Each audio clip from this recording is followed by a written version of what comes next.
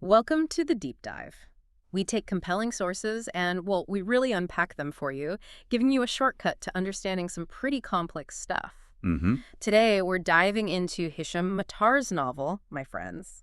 It's a powerful read. We're drawing from a really comprehensive review. Yeah, it's fascinating stuff. It is, isn't it? It's not just about the book itself, but how this deeply personal story can shed light on huge historical shifts. You get this fresh look at friendship, exile, and, how history keeps echoing. Exactly. The novel is this incredible window, really, into how one narrative reveals both big geopolitical moves and the very intimate struggles people face. Right. And what's really striking is the time frame. It covers almost 30 years. Wow. Yeah, from the mid-'80s right up through the aftermath of Gaddafi falling in Libya in 2011. That huge sweep lets Matar really explore the lives of these three young Libyan men, Khalid, Mustafa, and Hisham. They get thrown together, kind of unexpectedly, into exile in London. And the style. The review calls it soft, soothing even. But somehow it captures these incredibly intense feelings: fear, anger, frustration, homesickness, and just enduring it all. That contrast is really effective. It is. So let's start right at the beginning, that pivotal moment that kicks everything off for them. Okay. So the novel, it doesn't really ease you in. Bam. It starts on a specific date, April 17th, 1984. Can you sort of paint the picture for us? What's happening then? Yeah, that date is absolutely crucial. You've got this small group of protesters near the Libyan embassy in London. They're demonstrating against Gaddafi. Okay. And the review points out tensions were already sky high. Gaddafi was cracking down hard back home, but also targeting Libyan exiles overseas. Right, I remember hearing about that. Exactly. Many exiles were labeled enemies, Hmm. and there were reports of killings, suspected assassins linked to this big Libyan intelligence network. The fear was very real. So a dangerous time to be speaking out. Absolutely. And in Libya itself, just the day before this London protest, two student activists were publicly executed in Tripoli. God, that's brutal. It really underscores the nature of Gaddafi's regime: 42 years of imprisonment, torture, assassinations.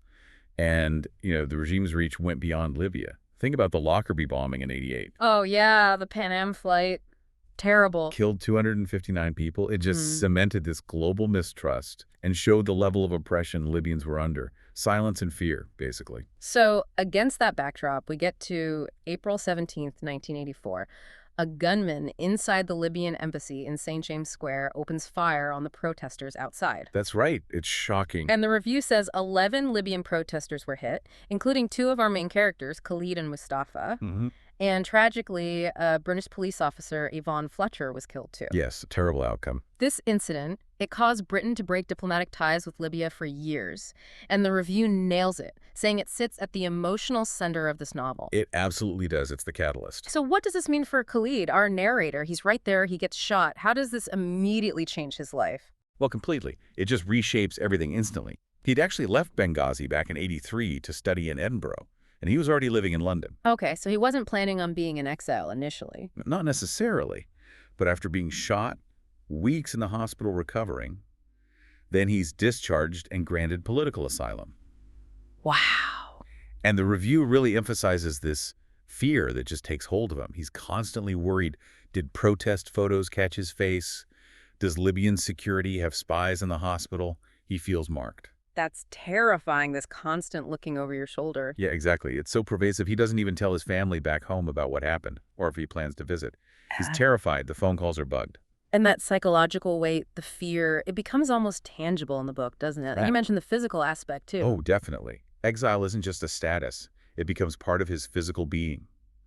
Khalid describes this pain in his chest, like a cold fog expanding within the lung. That's a powerful image. Isn't it? It's not just the physical wound. It's this metaphor for his new reality. Mm. Living in London's actual fog, which is such a contrast to sunny Libya, but also this fog of uncertainty and fear. He didn't choose to be a permanent Londoner, but now he has to adapt. And the novel delves into his character, too. He's not painted as a simple hero. The review mentions he's complex, maybe even self-deluded sometimes. Right. How does that play out with his friends and Mustafa and Hisham under all this pressure? Well, Matar's approach is really quite frank, but also deeply empathetic. You feel Khalid's love for his friends. It's really palpable. But yeah, there are rivalries moments where he feels left out. It's messy, like real friendship. Right, it's not idealized. Not at all. And that's what makes him relatable. You see his flaws, you understand his struggles. He feels like a real, multifaceted person. And beyond the friendships, the novel tackles bigger themes too, right? Identity, belonging. Oh, absolutely. Those are huge. Identity, belonging, the shadow of colonialism is all woven in.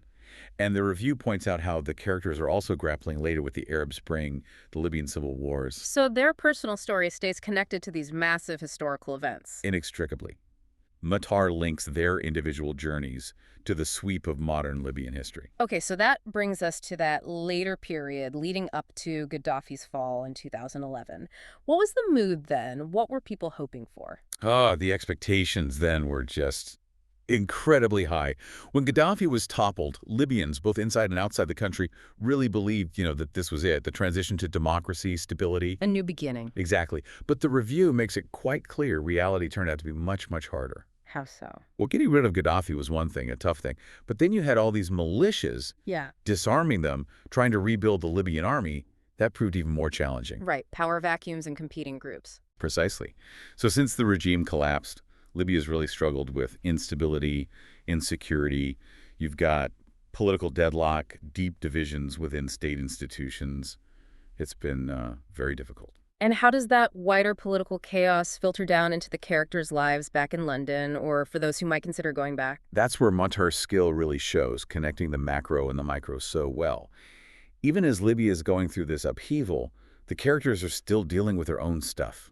The loneliness, the uncertainty of making a life in a foreign place. And that old fear is still there. Oh, yes. Hmm. Compounded by everything else. That fear of being marked as dissidents, the secrecy, Mm-hmm. it lingers.